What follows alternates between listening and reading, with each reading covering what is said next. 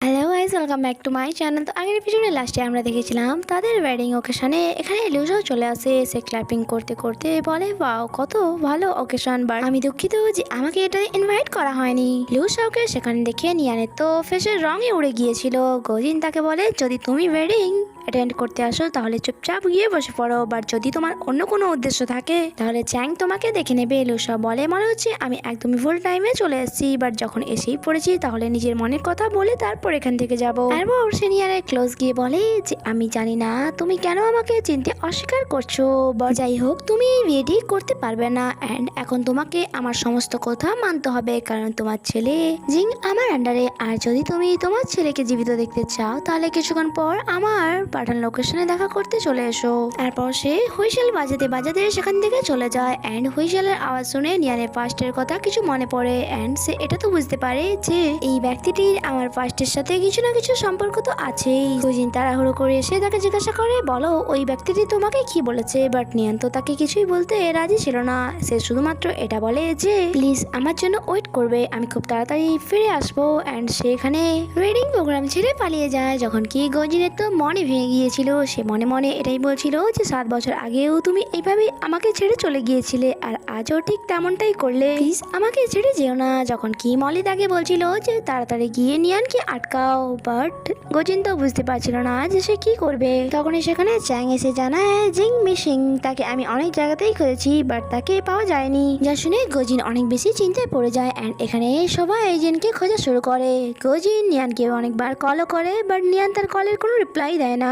অন্যদিকে নিয়ান লিউসাওয়ের পাঠানোর লোকেশনে পৌঁছে গিয়েছিল। সে তাকে বলে, বলো আমার ছেলে জেন কোথায়, আর তুমি তাকে এখানে কেনই বানিয়ে এসছো, আমি তোমাকে চিনিও না, তারপরেও তুমি আমার পেছনে কেন পড়ে আছো।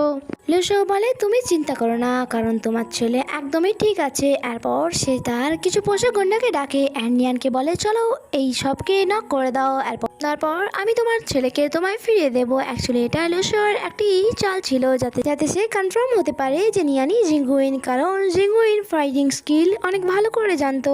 এরপর নিয়ান ফাইটিং শুরু করে, অ্যান্ড কিছুক্ষণের মধ্যেই লিউসাওয়ের গুন্ডারা মার খেয়ে নিচে পড়ে যায়, যা দেখে লিউসাও ক্ল্যামিং করছিল অ্যান্ড বলছিল যে ওয়াও তুমি তো আমাকে ইমপ্রেস করে দিয়েছো। এরপর সে নিজে গিয়ে নিয়ানের সাথে ফাইটিং শুরু করে, বাট নিয়ান তো তার সামনে 1 সেকেন্ডও টিকতে পারে না। লিউসাও এখানে তাকে বলে, তুমি যে সমস্ত মুভ ইউজ করেছো সেই সব কিছু আমি তোমায় শিখিয়েছি, তাই আমার সাথে ফাইটিং করে কোনো লাভ হবে না। অ্যান্ড এখানে লিউসাও খুব জোরে নিয়ানকে পেছনে পুশ করে দেয়, আর যার কারণে তার হেডে অনেক জোরে আঘাত লাগে, আর এই মোমেন্টেই তার সমস্ত ফার্স্টের কথা মনে পড়ে যায়। যখন কি লিউসাও বলছিল যে তুমি জিঙ্গুইন, দেখো আমি তোমার সমস্ত মেমোরি রিস্টোর করতে তোমায় হেল্প করলাম, বাট নিয়ানের তো হেডে খুব জোরে আঘাত লাগার কারণে সে সেখানেই অজ্ঞান হয়ে যায়। তাই লিউসাও তাকে শোল্ডারে ক্যারি করে সেখান থেকে নিয়ে চলে যায়। সেখানেই আমরা সাহসীকে দেখি, যার মনে একটু শান্তি পেয়েছিল। তার মনে হচ্ছিল ফাইনালি নিয়ান গজিনের লাইফ থেকে দূরে চলে গেছে। অন্যদিকে আমরা গজিনকে দেখি, সে অনেক বেশি চিন্তিত ছিল। তখনই সেখানে জিং চলে আসে।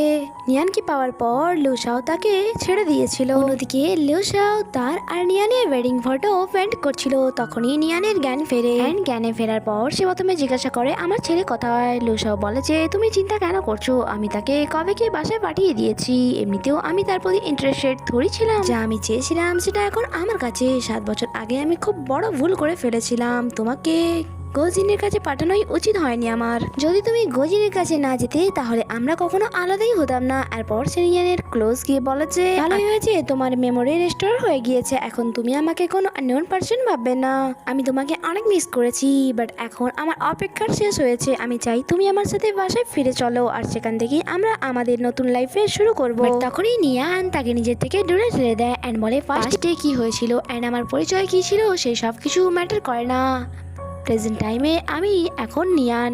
বাট লিউসাও তো তার কোনো কথাই শুনছিল না। সে তাকে বলে জাস্ট কিছুদিন অপেক্ষা করো, এরপর তুমিও আমাকে লাইক করতে শুরু করবে। কিছুদিনের মধ্যেই আমি তোমাকে খুব সুন্দর একটা জায়গায় ঘুরতে নিয়ে যাব, আমরা সেখানে আমাদের নতুন মেমোরি ক্রিয়েট করব। বাট নিয়ানের তো তাকে দেখে অনেক বেশি ভয় করছিল, অ্যান্ড সে বলে আমি তোমার জন্য আবারও গজিনকে হার্ট করতে পারবো না। যা শুনে তো লিউসাওর অনেক বেশি রাগ হয়, অ্যান্ড সে তাকে বলে সব সময় তুমি ওই গজিনের জন্য আমার মন ভেঙে দাও, এমন কি আছে আছে তার কাছে যা আমার কাছে নেই, সেটা তো শুধুমাত্র তোমার জন্য একটি মেশিন ছিল, তাহলে তুমি তার জন্য আমার মন কেন ভেঙে দিলে?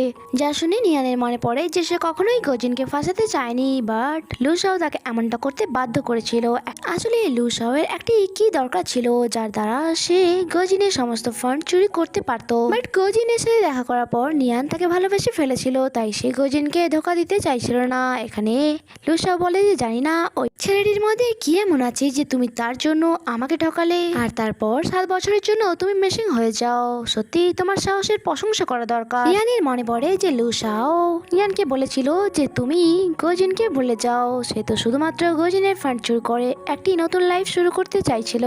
সে নিয়ানকে এটাও বলে যে আমার তোমাকে অনেক বেশি ভালো লাগে, আমি তোমার প্রেমে পড়ে গিয়েছি, তাই প্লিজ আমার সাথে চলো, আমরা দূরে কোথাও চলে যাব। বাট নিয়ান বলে তুমি এক ক্রিমিনাল আর তুমি নিজের স্বার্থ ছাড়া কিছুই বোঝো না, তাই তোমার মতো 1% কাউকে কখনো ভালোবাসতেই পারে না। নিয়ানের পাস্টের সমস্ত কথা মনে আসার পর সে লুসাওকে বলে লুসাও আমি নাই তোমাকে 7 বছর আগে ভালোবেসেছিলাম না এখন বাসবো, সেই জন্য আমার লাইফ থেকে দূরে চলে যাও। যা শুনে তো লুসাওয়ের অনেক বেশি রাগ হয় অ্যান্ড সে তাকে সপাটে এক থাপ্পড় মারে। তখনই সে রিয়েলাইজ করে যে সে অনেক বড় ভুল করে ফেলেছে। আর এখানে এই এপিসোডই শেষ হয়। আগে কি হয় তা জানতে স্টে কানেক্টেড। টাটা।